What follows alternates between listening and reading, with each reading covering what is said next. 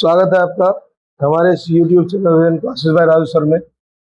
आज हम class 10th का मैथ देख रहे हैं जो कि चैप्टर 4 है जिसका नाम द्विघात समीकरण है। चलिए आज हम उसी को देखेंगे। क्लास की शुरुआत करने से पहले गणेश महाराज को नमन करिए, इनसे आशीर्वाद लीजिए, आशीष लीजिए और आगे की क्लास के लिए बढ़ते हैं हम लोग। तो आज का मोटिवेशन कहता है बिना पढ़ाई के जीवन जो है अधूरा है। क्या अधूरा होगा? अध्ययन करने से हर जो लक्ष्य है वो आपका पूरा होगा। अर्थात कहने का मतलब यही है बाबू, बिना पढ़ाई के जिंदगी जो है ना वो कभी भी आपका परिपूर्ण नहीं हो सकती। पढ़ाई जीवन का एक महत्वपूर्ण अंग है, अभिन्न अंग है, या कह सकते हैं पढ़ाई जो है जीवन के लिए एक बहुत ही जरूरी आवश्यक चीज होती है, जिसको आप लेकर के ही या अध्ययन करके ही आप जो है किसी भी लक्ष्य की प्राप्ति कर सकते हैं, किसी भी चीज को पा सकते हैं। तो आइए हम लोग अपने क्लास की ओर बढ़ते हैं। तो देखिए वो सबसे पहला सवाल कर रहा है कि क्या ये द्विघात समीकरण है या नहीं है। तो वो द्विघात समीकरण होने कहने का मतलब क्या है ना, जब ये आपको बहुपद कहा जाए ना, तो बहुपद में दो चीजें होती है, इस बात का ध्यान रखिएगा। कल हम शिक्षक बोले हुए थे कि सर बच्चों को हम चर और अचर पूछ रहे थे, बच्चा को वो नहीं पता है कि चर किसको कहते हैं और अचर किसको कहते हैं। तो वो चर कहने का मतलब जिसका मान बदलता है। जैसे एग्जाम्पल के तौर पर हम सवाल दे दिए x + 4 = 12, तो यहाँ x का मान कितना हो जाएगा? 12 - 4 = कितना? 8 हुआ ना। वही अगर हम कह दिए x + 3 = 16, इसमें x का मान कितना आ जाएगा? कितना? 13। हम क्या देख रहे हैं? x का मान बराबर बदल रहा है, क्या हो रहा है? बराबर बदल रहा है। लेकिन 5 का मान कभी बदलता है, 7 का मान कभी बदलता है, 8 का मान कभी बदलता है, 1 का मान, 2 का मान, 3 का मान, इसका मान कभी नहीं बदलता है। तो जिसका मान नहीं बदलता है उसको हम कहते हैं अचर। क्या कहते हैं? और जिसका मान बारंबार बदलते रहता है उसको कहते हैं चर। तो X Y Z A B C जितना भी है सब के सब क्या है? चर। और बाकी जितनी भी संख्या है वो सभी के सभी क्या है? अचर। ठीक है।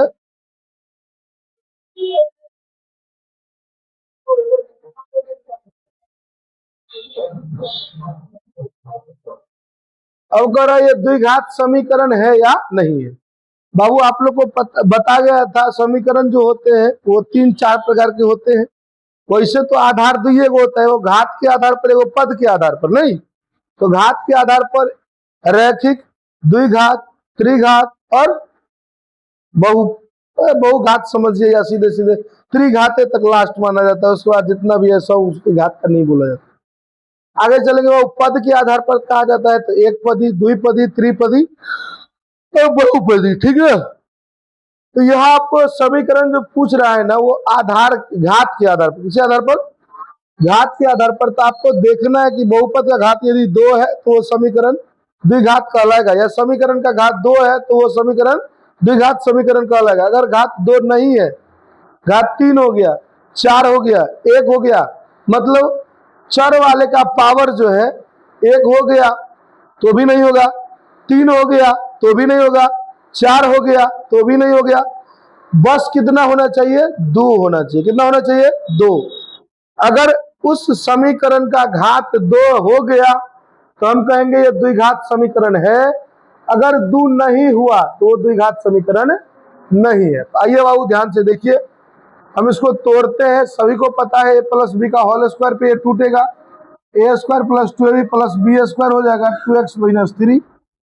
अब इसको हम तोड़ेंगे तो x² - 2 को x से गुना करेंगे 2x + 1 बराबर हो गया 2x - 3। यहाँ प्लस है, e2x दोनों तरफ एक के चिन्ह में है तो कट जाएगा। बच क्या गया?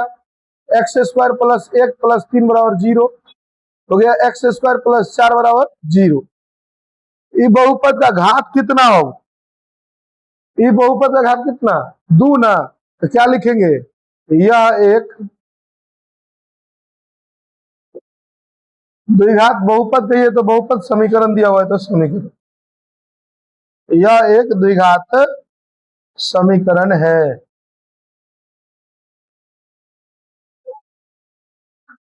आगे क्वेश्चन देखते हैं। अगला क्वेश्चन ये है हमारा, इसको बना रहे हो गया x square minus 2x, minus 2 को 3 से गुना करो, 2 3 6, माइनस माइनस प्लस 2x हो गया ना। अब इस सब को इधर लेके चले, x square minus 2x plus 6 बराबर 0 हो गया। ये हो गया x square minus 4x plus 6 बराबर 0। इस बहुपद का घात भी कितना है, या समीकरण का घात कितना है बाबू? सबसे बेसी पावर जो होगा वही उसका घात कहलाएगा, ठीक ना। तो इसका भी घात कितना है? 2 है। दैट मीन्स कहने का मतलब यह भी क्या है, यह भी एक द्विघात समीकरण है। क्लियर है ना? हाँ, चलिए हम लोग आगे बढ़ते हैं। अगला क्वेश्चन कर रहा है ये, इसको बनाते हैं। वो ध्यान से देखिए, पहले ही x से बारी बारी से दोनों से गुना करिए। आप लोग को गुना करने में भी दिक्कत होता है, या नहीं तो वो x ले लीजिए, तो भैया ऐसे करके लिख सकते हैं, ठीक है। ऐसे करके लिख दीजिएगा तो और आसानी से बन जाएगा, ज्यादा आपको दिक्कत नहीं, परेशानी नहीं होगा, ठीक ना।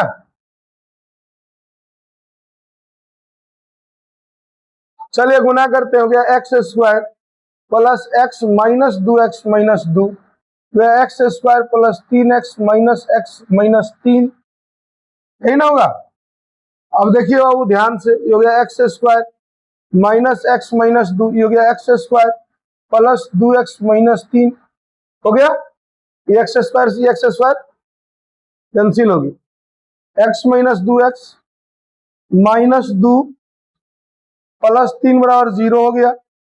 इसका बात करते हैं तो क्या, माइनस 3x प्लस 1 बराबर 0। इसमें बहुपद का घात क्या है? चर का घात कितना है? चर का घात कितना है? 1। चर का घात कितना? 1। क्या ये द्विघात समीकरण है? लिखेंगे यह द्विघात समीकरण नहीं, यह द्विघात समीकरण नहीं है। क्लियर है ना? आगे बढ़े, चलिए अगला क्वेश्चन देखिए, कह रहा है ये सवाल है, इसको हम डायरेक्ट गुना करके देख रहे हैं। एगो तो आपको तोड़ के बता दिया गया, एगो डायरेक्ट बताया जा रहा है। इसको पहले इससे गुना करिए, फिर इसी से इसको गुना करिएगा, फिर इससे इसको, फिर इसको इससे गुना करना है। चलिए 2 को x से गुना करेंगे 2x स्क्वायर, प्लस 1 को x से गुना करेंगे 1x, माइनस 3 दूनी 6x, और माइनस प्लस माइनस 3 काम 3 हो जाएगा। ये एक्स स्क्वायर प्लस 5x, क्या हो जाएगा वो? X square plus 5x। क्या करेंगे? 2x square minus 5x minus 3 बराबर एक्स स्क्वायर प्लस 5x।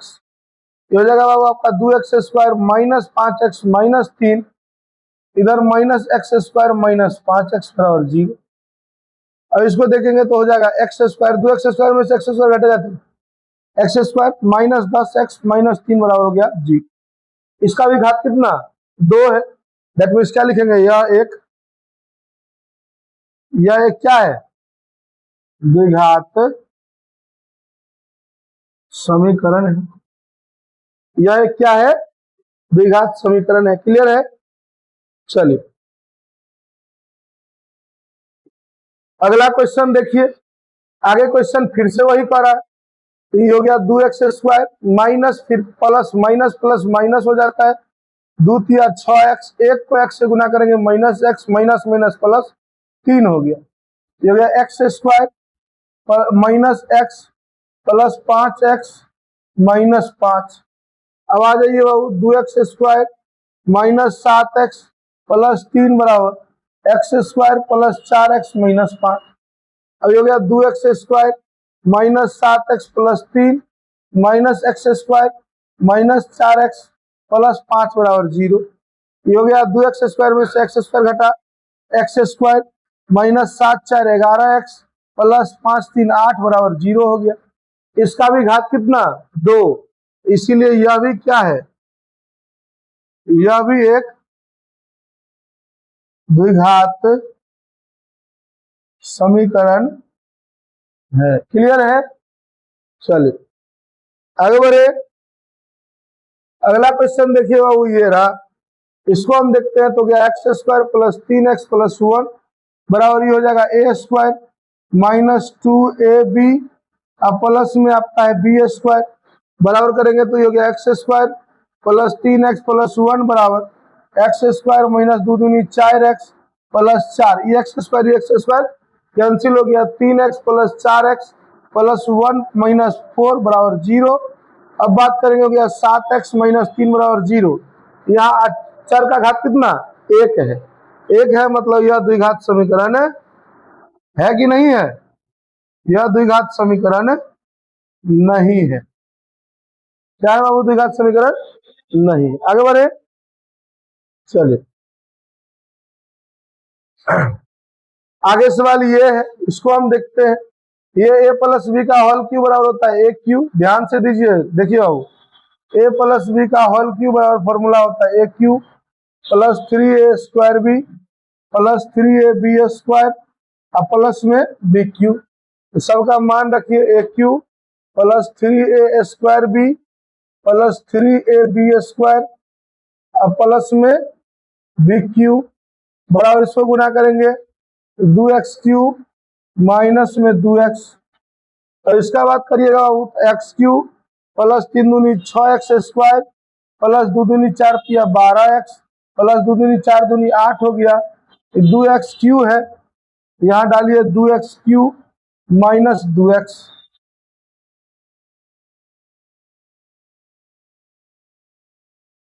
अब इसका बात करेंगे बाबू X cube plus 6x square plus 12x plus 8 minus 2x cube plus 2x बराबर 0।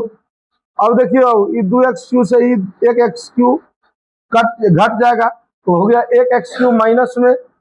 फिर इसका बात करेंगे एक्स स्क्वायर वाला एक गो है, एक्स वाला 2 गो है, तो 14 जोड़ दीजिए दोनों का बराबर 8 है। इसका घात अगर हम देखेंगे तो बाबू कितना हो जा रहा है 3, इसीलिए यह द्विघात समीकरण है कि नहीं है बाबू, नहीं। क्या बोले, एक होगा तो भी नहीं, 3 होगा तो भी नहीं, कितना होना चाहिए 2 होना चाहिए। चलिए ये क्वेश्चन देख रहे हैं बाबू, हो गया X cube minus 4x square minus X plus 1 बराबर ये हो जाता है A cube minus 3a square B plus 3a B sorry 2 है 3ab स्क्वायर अब प्लस में A cube minus 3 square B plus 3ab square minus B Q.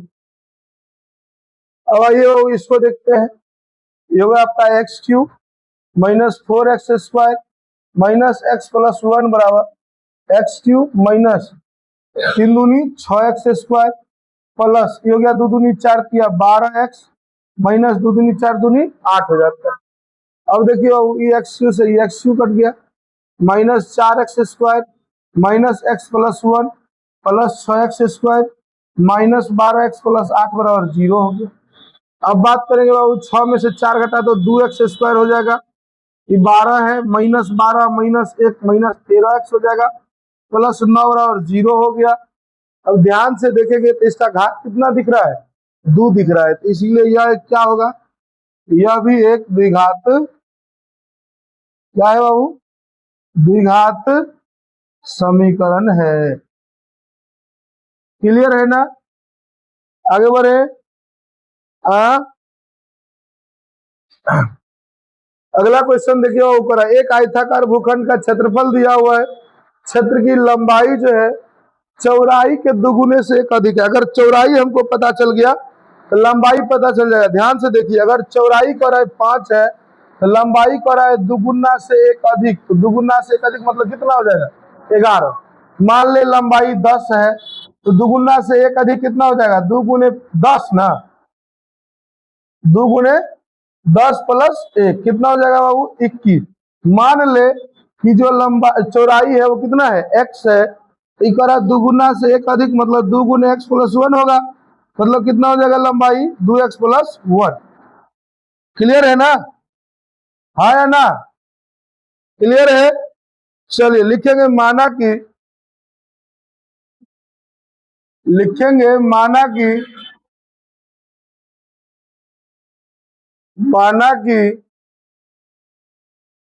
भूखंड की लंबाई बराबर, भूखंड की लंबाई बराबर, नहीं पता है सॉरी, लंबाई तो बताना ही है, चौड़ाई हमको कह रहा है तो चौड़ाई को लिखिए, माना कि चौड़ाई बराबर x मीटर, भूखंड की चौड़ाई बराबर कितना, x मीटर, इसीलिए लंबाई बराबर कितना हो जाएगा, बड़ा दुगुना से एक अधिक 2x प्लस 1 मीटर हो गया, नहीं, अब लिखेंगे इसीलिए आयताकार भूखंड की, आयताकार भूखंड की,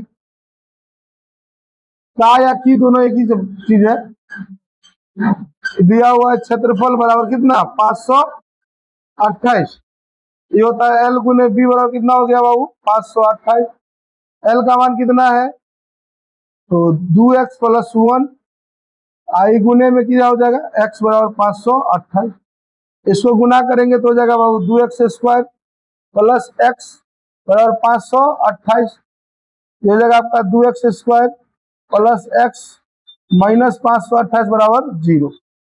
अब 528 को 2 से गुना करिए, कितना हो जा रहा है 1056, कितना हो जाता है बाबू 1056। अब देखिए ध्यान से कि कौन सा ऐसा चीज है जिसको तोड़ने से पुर जाए, शायद हमको लगता है 32-33 होगा, शायद हमको जो लग रहा है 3 दूनी 6 1 7, 33 दूनी 66, हो गया 3 तिया 9, 3 तिया 9, 6 9 6 15, 9 1 10, 1056, 33 32 33 होगा, ठीक ना।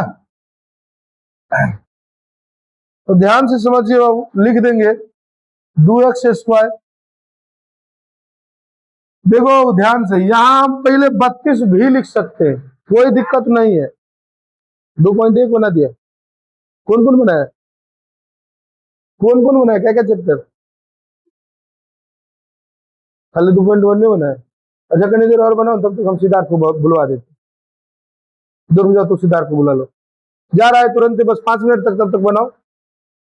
ये देखिए बाबू, हमको क्या करना है ना, देखना यहाँ चिन्ह कौन सा है, प्लस का चिन्ह है तो बड़का वाला के पीछे प्लस का चिन्ह देना है। 32 और 33 में देखिए बड़ा वाला कौन सा है, चिन्ह का अगर आप कंट्रोल कर लिए ना तो फिर आप 32 पहले दीजिए कि 33 पहले दीजिए, डिपेंड नहीं करता है कुछ, उसमें मैटर कुछ नहीं करता, ठीक ना। तो मान लीजिए हम यहाँ देख रहे हैं कि प्लस लाना है, तो बड़का के पीछे कथी का चिन्ह लगाना है, प्लस का लगाना है, किसका लगाना है बाबू, प्लस का। और छोटका कहीं भी रखिए उससे फर्क नहीं पड़ रहा है, लेकिन चिन्ह का रहना चाहिए कंट्रोल। तो चिन्ह हमको यहाँ क्या लगाना है, प्लस या माइनस, माइनस, प्लस के साथ लगाना है 33 के साथ में, माइनस 528 बराबर हो गया 0।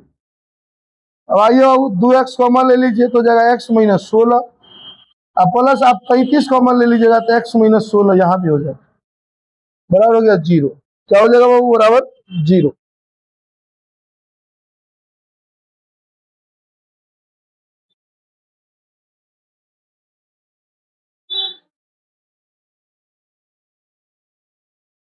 अब आए आगे बढ़े हम, हो गया x minus 16, x minus 16 into 2x plus कितना हो गया 33 बराबर 0, इसीलिए x बराबर हो गया 16 माइनस 33 बट्टा 2, चूंकि x बराबर माइनस 33 बट्टा 2 संभव संभव नहीं है, इसीलिए x बराबर क्या हो गया 16, अतः चौड़ाई बराबर x मीटर बराबर कितना 16 मीटर, लंबाई बराबर 2x प्लस 1 मीटर ना, 2 गुने 16 प्लस 1 मीटर बराबर 32 जोड़ 1,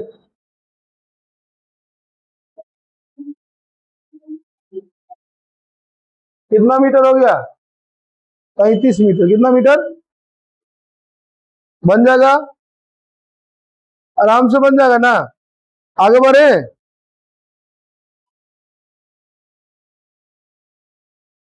चलिए अब अगला क्वेश्चन कर रहा है, दो क्रमागत धनात्मक पूर्णांकों का गुणनफल 306 दिया हुआ है, तो रेस्ट पूर्णांक ज्ञात करने के लिए बोल रहा है।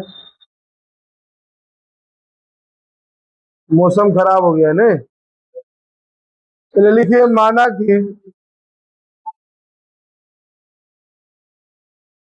पहला धनात्मक पूर्णांक, पहला धनात्मक पूर्णांक बराबर x। पंखा सब बंद कर लो, पंखा सब बंद करिए, टीवी बंद करो, टीवी पंखा पंखा ही वाला बंद करो।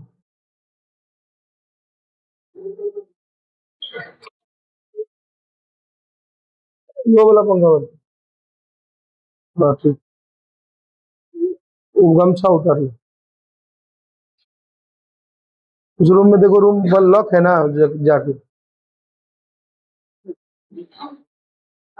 सिद्धार्थ नहीं आया है अभी।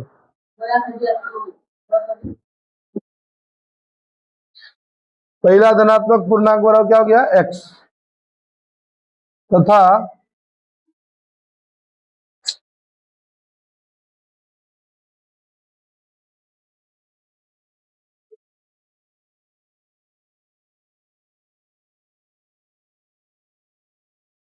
दूसरा धनात्मक पूर्णांक, ध्यान से देखिए और इस चीज को समझिए ध्यान से। मान ले धनात्मक पूर्णांक मतलब क्या होता है, जो हम लोग गिनती करते हैं ना प्लस में, वही धनात्मक पूर्णांक होता है। जैसे उदाहरण के तौर पर 1 2 3 4 5 6 7, ऐसे करते करते हम लोग जो अनंत तक पढ़ते हैं वो धनात्मक पूर्णांक हो जाता है। अब पीछे हम पढ़ लिए -1 -2 -3 -4 -5, ऐसे करते करते हम पीछे चले जा रहे हैं, तो वो ऋणात्मक पूर्णांक कहलाता है। क्या कहलाता है बाबू, ऋणात्मक पूर्णांक। ठीक है ना। अब ध्यान से देखिए, एक पूर्णांक अगर आपको पता चल जाए ना, तो दूसरा पूर्णांक आप इजीली पता कर सकते हैं। मान ले हम उदाहरण के तौर पर कहते हैं कि पहला पूर्णांक हमको 1 दिया हुआ है, तो दूसरा क्या होगा बाबू, कैसे 2, तो जितना है ना पहले उसमें 1 जोड़ेंगे तो दूसरा निकल जाएगा। अच्छा तीसरा कहे तो दूसरा में 1 जोड़ देंगे तो तीसरा निकल जाएगा। चौथा कहे तो तीसरा में 1 जोड़ देंगे तो चौथा निकल जाएगा। मतलब ये है बाबू कि पहला में अगर हम 1 जोड़ देते तो दूसरा मिल जाएगा। मतलब प्रत्येक पूर्णांक, धनात्मक पूर्णांक के पीछे वाले में यदि 1 जोड़ देते हैं तो अगला धनात्मक पूर्णांक हमें पता चल जाता है। तो आइए बाबू, हम पहला धनात्मक पूर्णांक क्या माने हुए, x, तो दूसरा क्या मिल जाएगा बाबू हमको, x + 1। ठीक ना। अब कह रहा है दोनों का गुणनफल 306 है, तो लिखेंगे प्रश्न से x × x + 1 बराबर कितना, 306। हो गया ना। तो यह x² + x बराबर 306 करेंगे तो x² + x - 306 बराबर 0 होगा ना। इसको आप देखिए कितना से गुना करेंगे कि 306 पूर्जा जोड़ने या घटाने पर 1 पूरे 17 और 18। तो चलिए लिखिए x² प्लस पहले 18 है लिख लीजिए, -17x - 306 बराबर 0 हो गया। अब x कॉमन ले लीजिए, x + 18 हो गया, -17 × x + 18। अभी हो गया आपका x + 18 × x - 17 बराबर हो गया 0, इसीलिए x बराबर -18, 17, -18, 17। अब चूंकि बाबू पूर्णांक डायरेक्टे कहता तब तो 18 हो -18 आंसर हो जाता, लेकिन कह रहा है धनात्मक पूर्णांक, 18 धनात्मक पूर्णांक है नहीं है, ऋणात्मक पूर्णांक है। तो लिखेंगे चूंकि x बराबर -18 संभव है, संभव नहीं है, इसीलिए x बराबर क्या हो गया, 17। अतः पहला धनात्मक पूर्णांक बराबर, पहला धनात्मक पूर्णांक बराबर क्या हुआ, क्या, तथा दूसरा धनात्मक पूर्णांक बराबर x + 1 बराबर 17 + 1 मतलब क्या हो गया, 18। ठीक ना बाबू, अपने में बात मत किया करिए, बात सबसे पहले ध्यान रखिएगा। चलिए हम आगे बढ़ाएं इसको। शायद ये लास्ट क्वेश्चन है, नहीं इसके बाद भी एगो क्वेश्चन होगा। चलिए अब करें, रोहन की माँ उससे 26 वर्ष बड़ी है, उनकी आयु का गुणनफल अब से 3 वर्ष पश्चात जो है 306 हो जाएगी, तो रोहन की वर्तमान आयु ज्ञात करिए। रोहन की माँ की वर्तमान आयु और रोहन की आयु दोनों के बीच में अंतर कितना का है बाबू? 26 का। मतलब रोहन का जितना उम्र है ना उससे 26 वर्ष अधिक है उसकी माँ का उम्र। ठीक है, तो हमको अगर रोहन का उम्र पता चल जाए तो रोहन की माँ का तो आराम से पता चल जाएगा। मान ले हम कहते हैं रोहन 10 साल का है तो रोहन की माँ उससे 26 साल अधिक है, मतलब 36 साल की होगी। मान ले रोहन अभी 20 साल का है तो रोहन की माँ उससे कितना 26 साल अधिक होगी, मतलब 46 साल की होगी। हम क्या कर रहे हैं, सब में 26 जोड़ रहे हैं। तो अगर मान ले हम कहते हैं रोहन का उम्र अभी x साल है तो रोहन की माँ का कितना x प्लस 26 साल होगी। तो लिखेंगे माना कि रोहन की वर्तमान आयु बराबर, रोहन की वर्तमान आयु बराबर हो गया x वर्ष, तथा उसके माँ की वर्तमान आयु बराबर क्या होगा बाबू? x प्लस 26 वर्ष। अब ध्यान से समझिए, कर रहा है प्रश्न से सीधे हम बनाते चल रहे हैं, कोई अथी नहीं है। अब कर रहा है 3 वर्ष पश्चात, 3 वर्ष पश्चात दोनों के एज में 3 वर्ष जोड़ेंगे, है कि नहीं है? तो चलिए 3 वर्ष पश्चात मतलब दोनों के एज में 3 वर्ष हम क्या कर रहे हैं? जोड़ रहे हैं। ठीक है, चलिए जोड़े ना। हाँ, तो चलिए रोहन का उम्र कितना है x, तो 3 वर्ष जोड़ दीजिए मतलब x प्लस 3। रोहन की माँ का कितना है x प्लस 26, हमें कितना जोड़ना है 3। कितना कर रहा है बाबू? 360 है। गुणनफल कितना है बाबू? 360। तो x plus 3 into x plus 29 बराबर कितना हो गया? 360। तो गुना करिए तो हो जाएगा x square plus 3x plus 29x plus 87 होता है बराबर 360। गुना करिए ना, 3 9 27, 3 दूनी 6 2 8 होता है, 87 होता है। हो गया x square plus 9 3 12 32x plus 87 minus 360 बराबर 0 हो गया। तो घटाते हैं तो x square plus 32x minus में घटाइए 10 में से 7 गया तो 3 हो जाएगा, ये हो गया 5, 15 में से 8 गया तो 8 7 15 हो जाएगा, 273 बराबर हो गया। अब आपको कह रहा है कि 32 को इसे 2 भागों में बांटना है कि 273 हो जाए। ठीक है, शायद हमको लगता है 13 और कुछ का संबंध बनेगा। 273 को हम काटते हैं 3 से, 3 9 27 हो गया, 7 से 13 हो गया, 14 और 13 कितना होता है? नहीं हो रहा है कुछ भी, 39 और 7 का बनेगा नहीं, 13 तिया 39 और तो हम लिखेंगे प्लस वाला, यहाँ बड़ा वाला प्लस में रहना चाहिए नहीं, और छोटा जो है वो किस में होना चाहिए? माइनस में होना चाहिए। अब हो गया x into x plus 39 minus 7 into x plus कितना हो गया बाबू? 39 बराबर कितना हो गया? 0। कितना हो गया? 0। तो आगे देखते हैं बाबू, हो जाता है x plus 39 into x minus 7 बराबर क्या हो गया? 0। इसीलिए x बराबर 7 माइनस 39। चूंकि एज बाबू माइनस में होता है, एज कभी माइनस में होता है? संभव नहीं है, इसीलिए x बराबर कितना हो गया? 7। कहेंगे अतः रोहन की वर्तमान आयु बराबर, रोहन की वर्तमान आयु बराबर है कितना वर्ष? x वर्ष।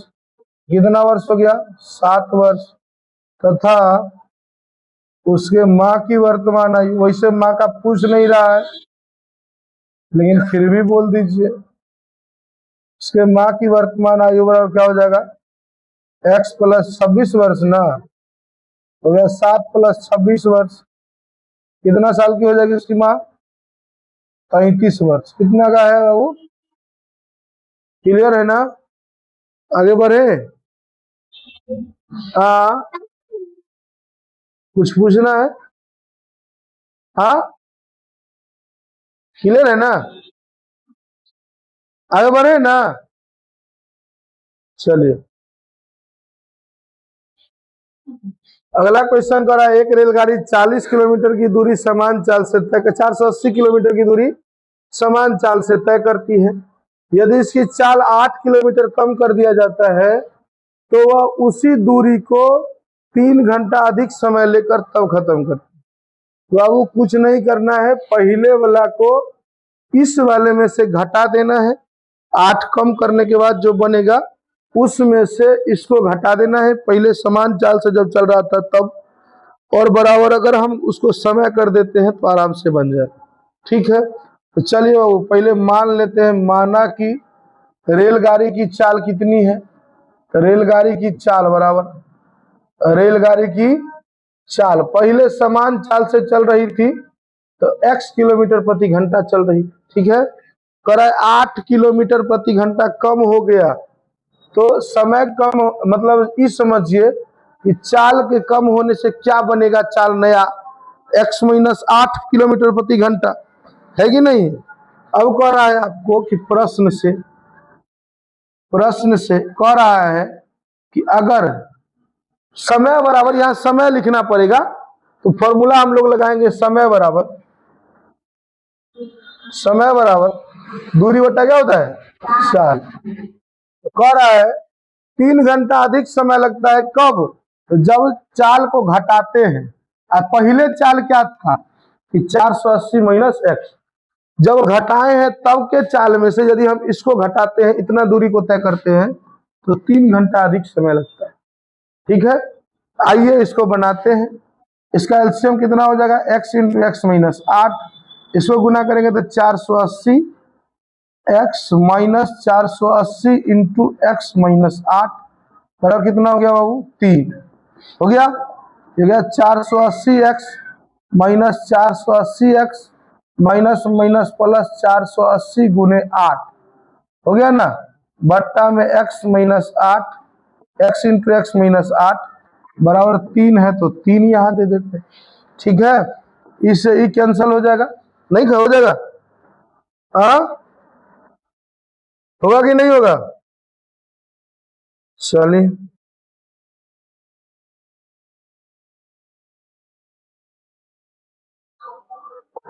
एक बार गुना करके देखें।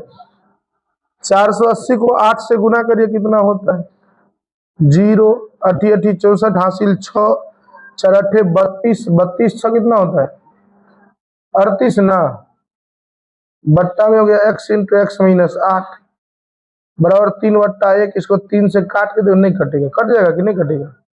8 4 12 3 15, 3 से कट जाएगा। 3 कान 3, 3 दूनी 6, 3 अठे 24, 0 मतलब हो गया x इंटू एक्स माइनस 8 बराबर एकरा से गुना करेंगे, एकरा से गुना करेंगे, जगह 1280 जो है x square minus 8x minus 1280 बराबर 0 हो गया। अब आपको कह रहा है कि 1280 पूरा ये 8 को तोड़ करके कितना कितना में टूटता है, तो 40 और 32 32 अट्ठे 32 अट्ठे कितना होता है, 32 32 अट्ठे नहीं होगा ना, 40 में से अगर हम 8 घटाते हैं तो 32, 8 चढ़ते और हाथ हो तो जा रहा रे, हम 32 अट्ठे जोड़ रहे हैं यहाँ। ठीक है, तो पूरा 40 और 32 में पूरेगा नहीं, x square minus 40x plus 32x minus 1280 बराबर 0 हो गया। अब देखिए x इंटू एक्स माइनस 40 हो जाएगा प्लस 32 इंटू एक्स माइनस 40 हो जाएगा बराबर 0 हो गया। अभी हो गया आपका x into x minus, sorry x minus 40 into x plus 32 बराबर 0। अब लिखिए इसीलिए x बराबर हो गया 40 माइनस में 32, चूंकि x बराबर माइनस 32 संभव नहीं है, इसीलिए x बराबर क्या हो जाएगा, इसीलिए x बराबर हो जाएगा 4। अतः रेलगाड़ी की चाल बराबर कितना है? x किलोमीटर प्रति घंटा मतलब कितना हो गया